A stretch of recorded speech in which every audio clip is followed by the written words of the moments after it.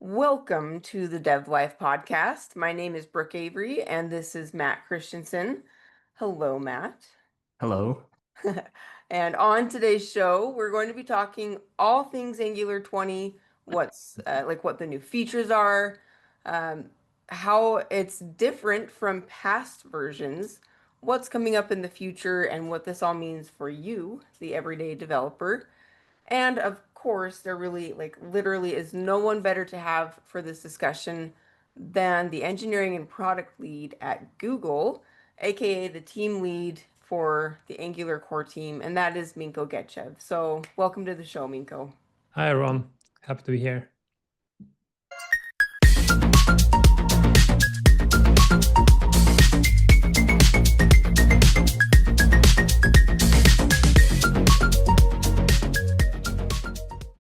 Awesome. And we are so happy to have you here, Minko.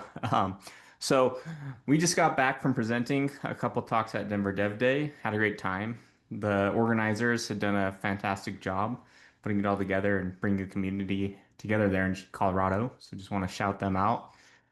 But Minko, I know you go to and present at a lot of conferences. Do you have any conferences you've been to that stand out as favorites? Yeah, the more I think about it, kind of the harder it is to pick a couple in particular because every conference has slightly different spirits, slightly kind of different energy, and I guess I've been appreciating different conferences in different ways. I've definitely had a few conferences that are like really close to my heart because these were some of the first events I've presented at, for example, and met a lot of great people from the community.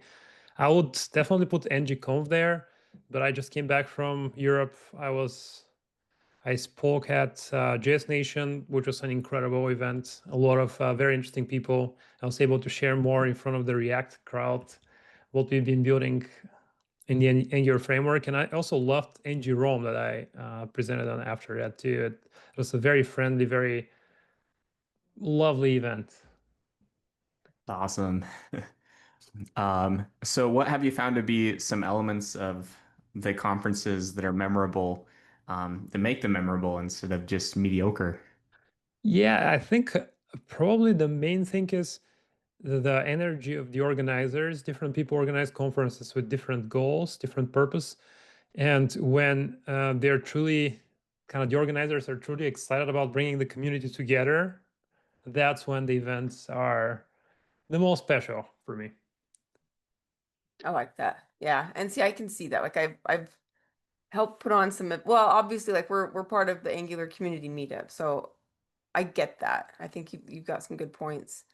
I actually just got back from Angular IO, or excuse me, from Google IO, and that was so well done as well. Just so much excitement and, enthusiasm. It was really cool to see the new features they're talking, not just for Angular, but like any Google product. So it was really, really impressive, but they did do a pre-announcement for Angular 20. Loved seeing all of the new features, and I've just been really excited for this version ever since. But um, and then like obviously like Matt and I have been using Angular 20, so we've kind of gotten our fingers into it a little bit. But that's exactly like I said a minute ago. That's exactly why you're here on the show. We just want to get dive right into it with you. So I say we go and talk about Angular 20, everyone. Sounds good. All right. So Angular 20 has just been released. What makes this version stand out from previous releases? Yeah, so usually when we build major features on the Angular team, these features go through different phases. We experiment with the requirements that developers have. So we prototype something quickly. After that, we graduated to developer preview, and finally, we released a stable feature that now follows semantic versioning, and we're pretty confident in. I'd say in version 20, we spent a lot of time in polishing a lot of features. We still have a lot of new things that we launched, like signals, and we have new features in DevTools. But and also like we started kind of preparing Angular, making it more Gen AI ready. We're making some big advancements there. I'll be happy to talk about them in a little bit too.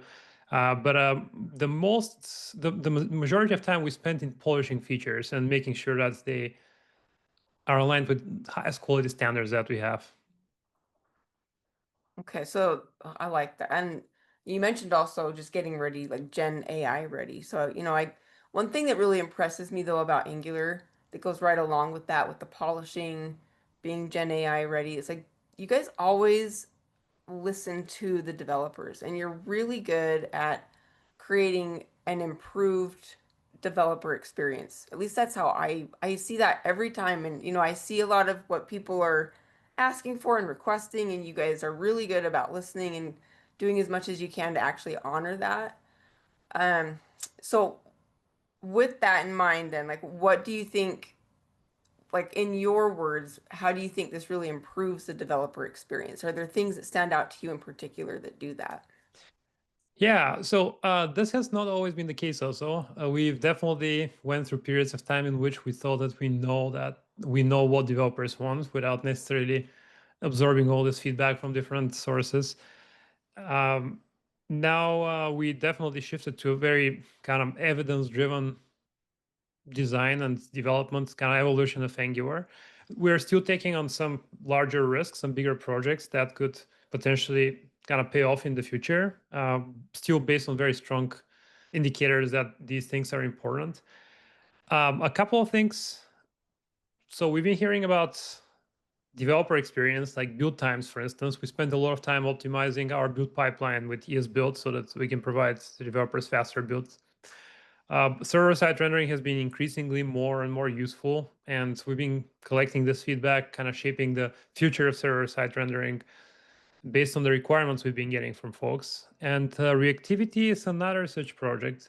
It was way more ambiguous because we've been just hearing about things that are not okay, and people will be sometimes proposing solutions that might not be fitting the best within the design of the framework. And we had to spend a lot of time digesting all this feedback that we received about Zone.js and about Angular's change detection ambiguity and on push, and try to figure out a holistic solution for all this. And that's how we launched Signals. And we've been evolving Angular's reactivity story. Nice. That's awesome. So, along a similar lane, how do you see Angular 20 helping teams release features faster and with fewer bugs? Yeah, well, we have been working with, so debugging of Angular, that's another project that, like another piece of feedback we've been getting pretty much since I've been looking at this feedback since I joined the team. We've been getting a lot of feedback about how can we make Angular easier to debug, easier to understand what's going on in the application, easier to profile. And that's one of the reasons we first revisited all the error messages. We worked back in the day with Fireship. So Fireship recorded some videos for to help developers kind of understand the top error messages. You still would get a link in developer modes to what's like to Angular.io with a guide for Angular.dev actually now to a guide what this error actually means. That's how we built Angular Dev Tools too. So recently we've been partnering with Chrome Dev Tools so that we can make this integration with the debugging tools that people are used to, like even closer.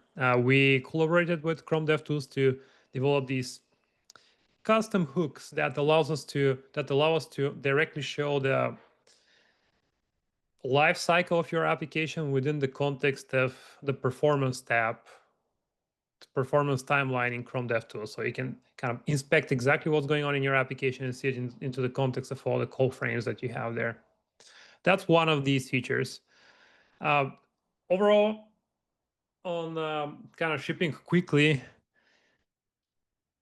very much depends, I guess, on what state of like what the best practices, what practices currently developers are using. Like if you're in the reactivity space, like if you're using Angular with signals, APIs that we ship that can help you build applications faster and more efficiently is link signal to signal effect. They're in stable right now. If you're using SSR features, we shipped improvements in stable there too, such as incremental hydration is now stable, and also route level render mode configs And if you're using GenAI tools, we now have custom kind of prompt files or configs that allow you to extend the context of Cursor or Firebase Studio or whatever editor you're using there, Copilot. You can just take these rule files, paste them in your project, and your IDE is going to be generating the latest and your best practices instead of potentially obsolete syntax. We've been having fun playing with Cursor a lot. Matt's quickly becoming a pro with Cursor and Angular. So Yeah, we did a little pirate face-off challenge at the Denver Day where we gave multiple LLMs pirate personas and had them face off and creating components. It was a blast. it was pretty fun. Yeah. But But yeah, there's been a lot of talk lately about how excited people are with the stabilization of signals. So yeah, really excited about that. But and this is the Dev Life podcast, so we also like to go a little bit into life questions. So on that one, we were kind of wondering, so your job is really involved and demanding, and undoubtedly you have a lot of pressure coming at you. What motivates you to continue leading and innovating in such a high-profile team? Yeah. Well, I've been involved in Angular in one way or another for over 12 years now. That's what I've been reflecting. Back then it was Angular JS, was not necessarily Angular. And I feel very connected with this community. And I've been involved in web development actually since even longer. So I've been really kind of connected with these fundamental technologies and with the people using them and the people developing them. So being part of this community, wanting to contribute and grow, evolve the space has been pretty motivating for the past years. Yeah. hey, Seeing what? seeing Oh, people use your tools and making them productive with them. Yeah, Yeah. yeah, I love that. Knowing that you're making an impact in the world, that's got to be really, really exciting. Yeah. Brooke, sorry, I think I oh interrupted you. no. Well, no, I think yeah, it just makes me really reflective here because I know I am such like a small little piece of, like when I put on events with the Angular community meetup or whatever, and it's just really hard to like take that feedback. And I think you guys have handled it so gracefully and so well. And like I said, you've really done such a good job just listening to the community. And it's one reason I'm just such a devoted Angular developer. Like I don't know. I don't believe in framework wars. I don't believe that like one is necessarily better than the other, but Angular really has my heart because of that, because of the community and I think how well the core team really has responded to feedback. But another thing I'm really curious about, because this is something I think a lot of developers run into, but it's not necessarily a question I hear people asking you or the other core members about. A lot of what we ask you is more about the features and the tooling and all of that. But I think something that's really important for a software engineer is working really closely with the product team. And yet, sometimes I think that there are some big missteps or I don't know, just potential contention between the two departments. And really, I think it depends on how the organization lays out engineering and product, how integrated they are together or how separated. So that's kind of what I'm curious how, with your specific job title, you are the engineering and product leader. So I'm curious how that works there at Google and with your team and how you've found to really work between the two cohesively and with the least amount of friction, just kind of all of that. Like, how would you speak to that? Yeah. Yeah. I've been playing different roles on Angular. So I'm an engineer, but for Angular, I've been playing the product management role. Jeremy's officially, he's the technical lead for Angular. I'm leading our convergence with Wiz, so doing engineering work there. Roles are a little bit mixed, and I think that's what is helping us move faster and be more aligned in a way. Like Angular is a pretty technical domain, and sometimes like a product manager without any technical background, with very traditional product management background, let's say like with an MBA, they could have a hard time with a product like that, just because it requires some understanding of type systems, compilers, web development, different web APIs. It's not obvious even why would you need a framework? Why don't you just like write JavaScript, for example? So a lot of these things are pretty challenging. That's why I guess at Google sometimes we have a little bit more fluid responsibilities, especially in teams such as the Angular team. So that's something that has been helpful for sure. We've had over the years many times we have contributed, many people have contributed in many different like important ways. For example, what you've been talking about, the transparency and collecting clear feedback from the community. That's an area where Jules Kramer, she made a huge impact. She saw some of this feedback, and I worked together with her to address it, sharing our roadmap publicly, creating, defining and running our RFC process, communicating clearly with developers on social media. Often we, like engineers, end up doing all that work, and we need to have just different hats so that we can play this role I the love that. best we can. Yeah. Yeah, love that so much. You know, like it's interesting because we've had similar conversations with Dave Thomas, the guy who wrote Pragmatic Programmer, and he was telling us in the, manifesto of Agile, um, what they intended is very different than what people are doing now. And the intent was for engineers to be far more involved in product. So it's cool to see that y'all are doing that over there. Uh, Yeah. yeah. Partially because of the type of product we're working on. Yeah, absolutely. But yeah, getting back to some more, I guess, technical questions. You've mentioned signals a couple times, and I know there's a lot of hype about it right now. Can you explain some of the significance of the stabilized API and how it changes the way developers work with state? Yeah. Well, Angular, since Angular JS very early on, we've been having this,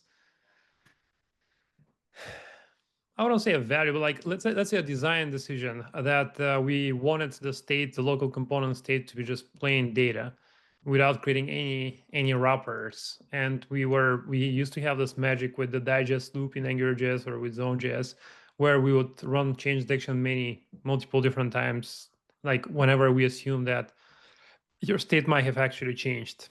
And it was working fine, but turned out to be a little bit too much of a magical approach, and also really hard to optimize, figuring out what exactly changed where in your application and running change detection like the like fewer times possible. So with signals, what we did was kind of entirely shifted our direction, our kind of thoughts on reactivity. Instead of having these plain objects that are within your component's local state, we are now wrapping them with signals, but instead of doing that automatically and creating another set of like magical transformations that leads to unpredictable behavior in your application, we let developers to do this wrapping themselves. And from there, instead of pulling for changes, like the signal can notify the framework where exactly something changed when its value got updated. And this is thanks to the subscription mechanism of effects. Whenever you wrap a signal read within an effect, you know which effects are dependent on the signal, so you can go directly to these effects and like rerun them. And this way we can have these signal reads within DOM elements within effects that allow us to update the values that has actually changed. Now, this is very simplified and I would say inaccurate way of how Angular works. We have different granularity instead of signal DOM nodes and signal reads associated with them. Additionally, like we have scheduling of the Angular change detection, but you can see how this kind of shifted. We have significantly higher precision with signals compared to Zone.js and traditional change detection, and we have less magic and more explicit behavior. Okay. So going along with the change detection, with the experimental support for zoneless change detection, what does this mean for the future of Angular apps? Yeah. So yeah, in the future, Angular applications are going to have smaller runtime. We're not going to have to be shipping Zone.js. Additionally, your change detection will be just faster. You don't have to execute Zone.js to polyfill, like kind of monkey patch all these asynchronous APIs in your browser that are kind of the plugins in which we kind of like plug the framework so it can notify us whenever something might have changed.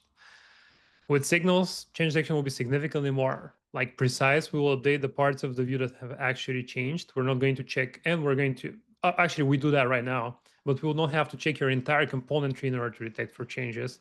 Everything will be significantly more localized, so change detection will be faster, and we're going to have fewer change detection executions. That's with zoneless. One thing with that is that the zoneless model is very well interoperable with Zone.js. So you don't have to migrate your whole application, or like Zone.js are not going to just stop working. You can continue using Zone.js as you want to. If you have a brownfield, like a large application, you can slowly migrate pieces of your application to zoneless and one day remove this dependency entirely if this is feasible for your application. Because still, like, I'll say the vast majority of applications don't have the strictest performance requirements. So it might not make a difference whether you're doing a particular re-render in 8 or 18 milliseconds and you're dropping frames here or there. So for performance critical applications, you can easily drop Zone.js. You'll be able to easily drop Zone.js. And for everyone else, they can continue using Angular the way it is, even though we're going to shift to zoneless in the next couple of years. Awesome. Okay, so one thing that I was really excited about when I was there at Google I/O, when Mark and Devin were talking about some of the new things that are going on, and it really stuck out to me because at our company at Limble, we've just done this month-long learning program, like basically all about testing. It was all testing. So of course, when they started talking about testing in Angular and kind of some, some of the new things moving and going on there, I was like instantly and listening and intrigued. But uh, Angular 20 is introducing experimental support with, and tell me if I'm pronouncing this wrong. I think a lot of people aren't quite sure, but is it Vitest? Yeah. Okay, but how is this going to help developers and really like what's kind of the roadmap for testing in Angular? Do you have that roadmap laid out? Yeah. So as you probably know, Karma is now deprecated officially. So we're looking for replacement for Karma for a couple of years now, and we're looking at the testing landscape. We have actually a lot of tools. There are Mocha, Jest, we have Vitest, we have Web Test Runner, and many others. So we had to pick something that is kind of like a good replacement for Karma for Angular, and we had a couple of requirements in mind. First, we're building applications for the browser, so browser testing must be an option. I know many people are feeling comfortable also testing in Node.js environment with like DOM.js or with alternative DOM emulation, but still there are risks. You may get some very like node specific behavior, and you might not be able to catch some issues that your application has because you're not running tests in the browser. So browser testing was a must for us. So that's why we explored in particular Vitest, which since recently has browser testing, and Web Test Runner. But at the same time, at the time when we started the exploration, Jest was the most popular choice. It still is. So we implemented experimental support for Jest in the Angular CLI so that we can see how, like, just see what feedback we get from developers, whether that's going to be enough as an alternative solution together with Vitest or Web Test Runner with browser testing. Since then, we also shipped, as you mentioned, experimental support for Vitest. Vitest recently shipped this browser support, and it has been growing in adoption. Has very solid support model with Void Zero, Evan use company, and the maintainers are pretty committed to supporting the solution. So, working closely with the V team, we explored the trade-offs of the technology, and we shipped it in experimental in version 20. Now we're in the process of kind of collecting more feedback from the community. We want to see whether Vitest would be enough for people or whether they would like to see something else. My intuition is that Vitest would likely be enough because it covers all the basics. It currently doesn't work well with Jasmine, our test runner, our test assertion library. Sorry, that we've been using with Karma. But there is a path forward. We can potentially collaborate with the Vitest team and enable that too. So Vitest could be a completely transparent replacement for Karma. For those a little less familiar with Vitest, is that something that could handle your end-to-end testing, like similar to Playwright as well? Well, I'm not familiar with, but I don't think so. But also, I'm not an expert in Vitest. I believe that they mostly cover the unit testing aspect. Okay. For end-to-end testing, we provide our solutions like Cypress, Playwright, Puppeteer, Okay. Nightwatch.io, Nightwatch, and WebDriver.io. I believe all these are our options. Awesome. Awesome. So speaking of roadmaps, what's next for Angular? Can you share any hints about the upcoming features? Yeah. Well, we're actively working on Signal Forms. So Signal Forms will be the way to move forward with like building forms for Angular. They're taking the best from reactive and template-driven forms, and we're hoping to have some experimental version in version 21. That's currently the plan. Maybe before that, we're going to share an RFC with our learnings. They have significantly simpler API, I would say. We're also exploring to see how AI can help us in migrating from some features that have less deterministic migration path to their newer alternatives. We've been really good in shipping update schematics where we would go to your application, we would parse the code, and we'll perform some transformations to update to a newer API. And this works great when the update is kind of deterministic in a way. Like when it is relatively simple, there is like one API that is deprecated and it has clear replacement. But if there's something like something significant, let's say moving from one form system to another, or moving from a Zone.js to non-Zone.js to like zoneless applications, this might be kind of significantly trickier. But that's where LLMs could help. They might not be able to migrate like any application with 100% accuracy, but they'll be able to probably get you 95% there and leave comments where you need some manual intervention. So that's something else that we're exploring. Definitely continuing to invest in server-side rendering. We have a project around Nitro that we've been exploring. We would like to make it easier for people to add API endpoints to their applications. Currently, you can do that with server.ts, but Nitro provides significantly more ergonomic way to do it. And we'll continue pushing the GenAI story. As I mentioned, we have these prompt files right now that allow you to instruct Cursor and other IDs how to generate more modern code, but we can do better. Oh, cool. Sounds exciting. So, okay, again, I'm gonna bring up the Angular community meetup a little bit because it's how I connect a lot with the community and just getting feedback and hearing from others. But often I'm asked, how can I get involved with Angular? And so, what do you think, Minko? Like, how can everyday developers get more involved with the Angular framework and contribute to its future? Do you have any ideas there? Yeah. Yeah, there are many different paths. Like the way I started was just building open source projects that were helping Angular developers to just be more productive or learn Angular. Like writing blog posts is another way. If you're feeling like if you like connecting with people, organizing a meetup in your hometown or an online meetup, This could be a great way to contribute. If you would like to contribute to Angular itself, I'll recommend you to start with the documentation. My first PR to AngularJS was just adding a missing brace in a documentation example. Okay. It was not even like a running code. And now with AI, things can be even more accessible in a way. You can add all Angular's code in AI Studio and you can start asking questions. I actually experimented with it. Just clone the whole Angular repository and was asking, hey, like, tell me how the Angular dependency injection works. And it would explain you in depth. So you'll be able to make even more kind of less trivial updates. All these are great ways, and wherever suits you better and wherever you enjoy doing the most, just it's important to have fun. I love that. Yeah, and how funny from a missing brace to the engineering and product lead.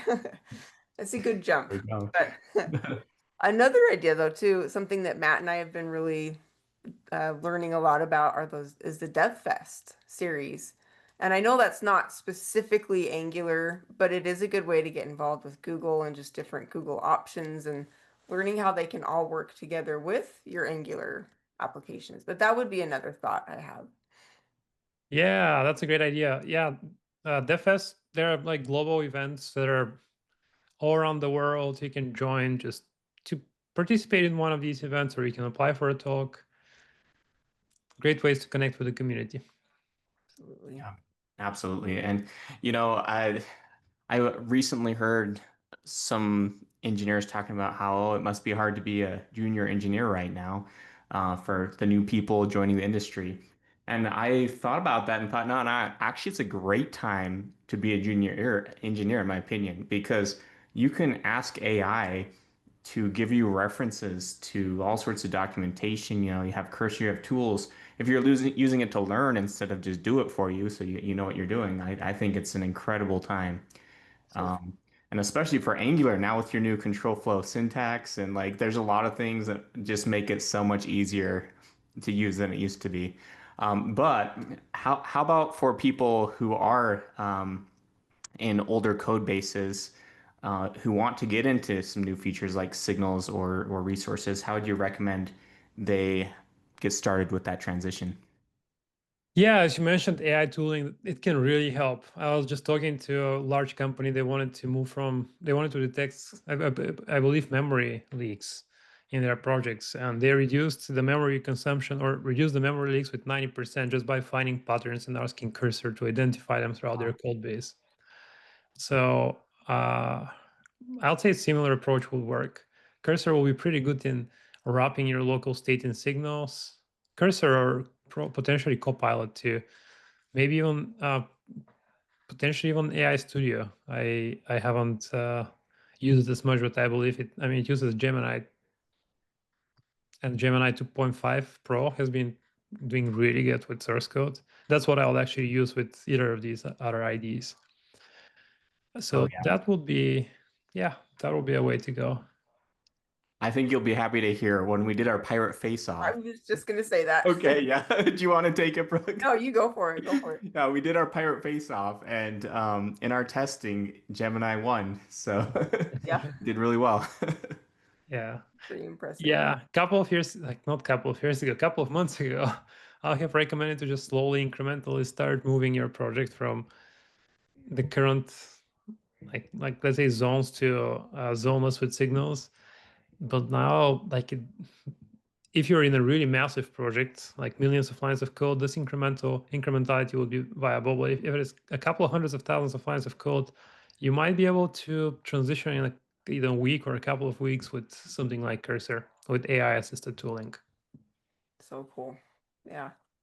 Now, okay, kind of back to my thoughts on working with your teams and your enterprise applications, but something that's really important for us, and I'm sure is for a lot of developers, is showing the value or the improvement of your application from the changes or refactoring or whatever it is you're doing. There's always that need to kind of show like here's the value in what we've done, right? So what do you like, how would you recommend that teams measure the impact, of these new features that we're talking about, all of the new things that are coming with Angular 20, how can we really measure and show the impact of that in our applications? Yeah, I can share how we're measuring some of this impact, and I think some of these metrics could inspire developers to measure the impact within their organizations as well. Like performance, as you mentioned, is pretty important. We are looking at the public HTTP archive and measuring performance over time, how it changes for applications that have adopted particular features.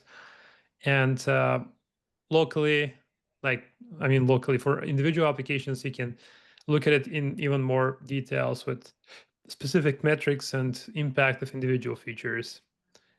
Having you can also have this measure that continuously in your CI in some way and see whether there are regressions with updates or actually things are getting simpler. We are also measuring developer satisfaction, both externally and internally, just running surveys and seeing whether people enjoy using the latest features. We have breakdown per feature and also for the whole framework. I'll say if your developers within the company, they enjoy using particular features, that's going to contribute to their productivity, their happiness at work. So I'll say that's an important metric that I don't see that often for individual kind of like companies building products, evaluating the happiness of their developers, because this definitely correlates to better execution and productivity. I like that. You Absolutely. can do the same for accessibility testing as well. Mm. Very important. And so there are a lot of regulations that we need to be compliant with. Yep. Angular definitely provides you a lot of features around in that space, and we're working on even more. We're working on accessibility primitives right now that you'll be able to use directly in your applications. And even currently with the Angular CDK and with Angular Material, you have components that are meeting the highest accessibility standards. It's something that we spent a lot of time on. I like that. And what's interesting to me too is how many, it just seems like it's accessibility. I mean, is one of those things that teams almost kind of leave to the last instead of just making it part of the application right from the beginning. But yeah, I love how easy Angular really makes it to do that. Yeah, Yeah. can't agree more. And it's just so cool listening to you talk, Minko. Every time I hear you talk, I'm like, I need a notebook to write all the good stuff down, you know? But we've really loved having you on the show, and we have one final question for you before we let you go, and that is, what does your ultimate dev life look like? Is that projecting what would be ideal dev life for me, or Yeah, like how do you balance work, learning, and personal growth for your ultimate dev life? yeah, I'll say it very much depends on like going through different phases. Sometimes the phase would be more exploratory without any particular deliverables, and I'll be focused on just thinking or learning something new. Sometimes it will be spending a lot of time writing code today or looking at designs or reading code. And in other times, I'll just disconnect for a couple of weeks and not do any of these things. Yeah. Having, I'll say, having extreme streaks of productivity, I'll say it might not be the most healthy thing to do all the time, but occasionally it is worth it when you're want to like pick up momentum. So and like overall finding the balance, like not burning out, at least not burning out in a way that makes you kind of question your life choices. That's pretty important. I think that's important though. Like you mentioned, because it's true. Like we all kind of go in phases. And I think when you're on that high and you have the energy to just Yeah. kind of knock it out, like go for it, but honor and respect those times when you do need to just step back a little bit. And I Yeah. love, Yeah. Yeah. Very much depends on personal kind of where we are right now and goals, yeah. life cycle of the project. Love Yeah, it. I love that. Like there's this book called Deep Work that's all Mhm. about getting in your state of flow. And, it sounds Right. like that's something you're very familiar with, is, sometimes you got to get in that flow to do these amazing things you're doing. But then also it sounds like you'll sometimes balance that with, taking care of yourself and have a nice break. Yeah. It's awesome. Well, Minko, thank you so much for coming on the show. We always love chatting with you, hearing anything that you're up to, and just really giving us some good insights here on Angular in 2025 and a little bit beyond that. So we appreciate your time. For anybody listening or watching, Minko is really great about connecting on social media, so you can find him on LinkedIn or on X Twitter at mgechev. That's Mgechev. We'll put the links in the comments below. But along with the comments below, like we'd love to hear from you. So if you have any thoughts or questions or anything that you heard us talking about here in today's episode, like be sure to put those in the comments below the video here. And we're always happy to hear from the community. And of course, if you want any more episodes, you like this one, you want to catch more of our episodes, you can always check out what's coming up next or check out our other videos here in our channel. And then, of course, be sure to like and subscribe. So thanks everybody for joining. Again, Minko, thank you so much. And we'll catch everybody next time.